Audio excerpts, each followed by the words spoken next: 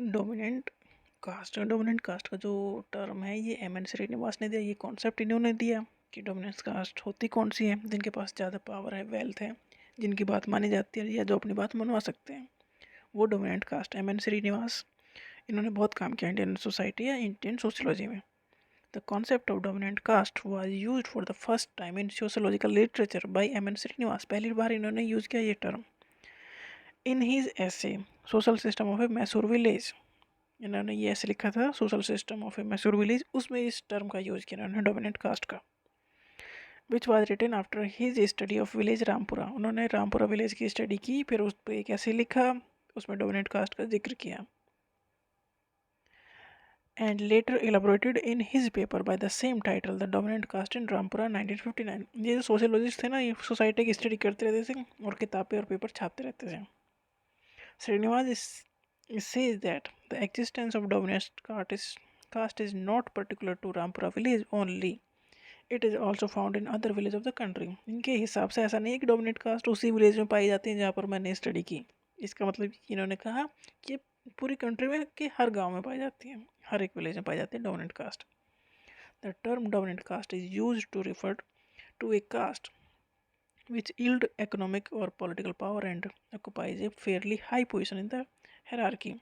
Hierarchy caste की एक hierarchy है, मतलब कोई अपर लेवल पे है, कोई मिडिल पे, कोई लोअर लेवल पे कास्ट है। तो डोमिनेंट कास्ट वो है जो अपर लेवल पे है, मतलब जिनके पास पावर है, पॉलिटिक्स है, वेल्थ है, मतलब जिनकी बात मानी जाएगी, इतनी वो वेल्थ रखते हैं।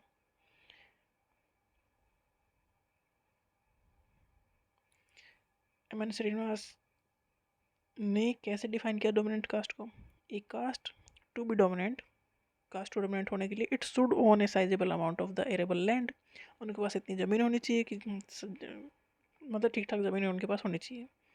Have strength of numbers and उनके मतलब आदमी बहुत सारे वो होने चाहिए, बहुत ज़्यादा होंगे तो पहले ये था ना, जितने ज़्यादा इंसान होंगे उतनी ज़्यादा अच्छी से लड़ाई हो पाएगी।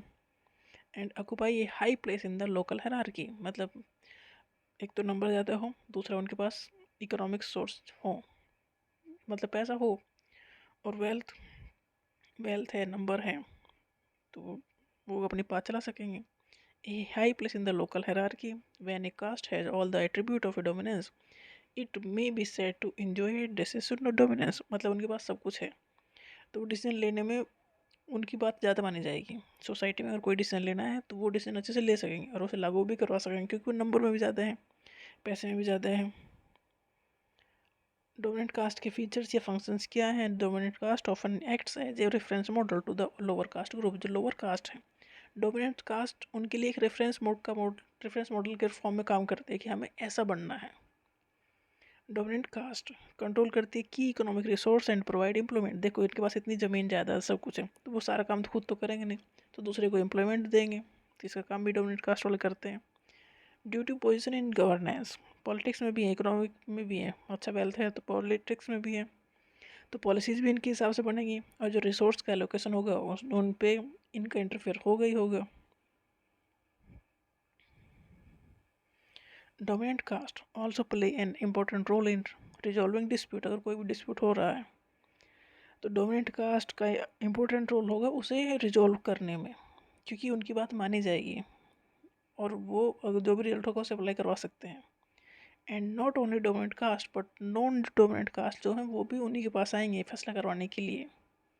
डोमिनेंट कास्ट की पहचान भी यही है कि लोग उनके पास आ रहे हैं मदद के लिए भी, और कोई झगड़ा हो गया तो उसे रिजॉल्व करने के लिए भी। Dominant caste is usually more adaptive to socio economic change, helping it retain its influence over time. मतलब वो जो समाज में चेंज आ रहे हैं उन्हें वो अडोप्ट अच्छे से कर रहे हैं, अडोप्ट कर रहे हैं, तभी वो उनकी डोमिनेंस बनी हुई है, नहीं तो समाज आगे निकल जाएगा, वो पीछे रह जाएंगे। तो मतलब जो सोसाइटी में चेंजेस आ रहे हैं वो उनसे वो अवेयर हैं और उनके साथ चल रहे हैं।